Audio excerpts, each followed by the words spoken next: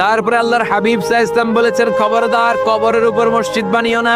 কবরস্থান একদিকে, মসজিদ আর একদিকে। কিন্তু বাংলাদেশে মসজিদের সাথে কবর মেলানো আছে না নাই? ছোট্ট একটা মসজিদ, কিন্তু এত বড় বাবার কবর আছে না নাই? এগুলো করবেন না আপনি। আগে হবে মসজিদ, পরে কবরস্থান। যেমন মসজিদে নববী হয়েছে আগে, তারপরে বিশ্বনবীর কবর এখানে আছে না নাই? মসজিদে নববী প্রতিষ্ঠিত হয়েছে আগে, পরে বাকি কবরস্থান আছে না নাই?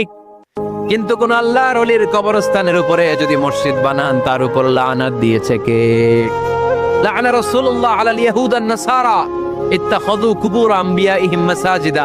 আল্লাহর রাসূলের লানত ইহুদি নাসারাদের উপর, কারণ ইহুদি আর নাসারাদের একটা খাসলাত, একটা বৈশিষ্ট্য ছিল, তারা তাদের নবীদের কবরের উপরে মসজিদ বানায় ফেলতো। এটা করা যাবে? এজন্য এলাকায় এলাকায় এই ঝামেলা, কবর আর মসজিদ হবে আলাদা। আবার মসজিদের কেবলার দিকে যেন কবরস্থান না হয়, তাহলে শিরক হওয়ার সম্ভাবনা আছে না নাই? খুব সাবধান, আল্লাহ সব মাফ করে কিন্তু শিরক মাফ করে না, ঠিক কিনা? শিরক হচ্ছে মহাপাপ, সব পাপের বাপ। এজন্য আমরা সব করলেও শিরকের গুনাহ মুসলমান কখনো করতে পারে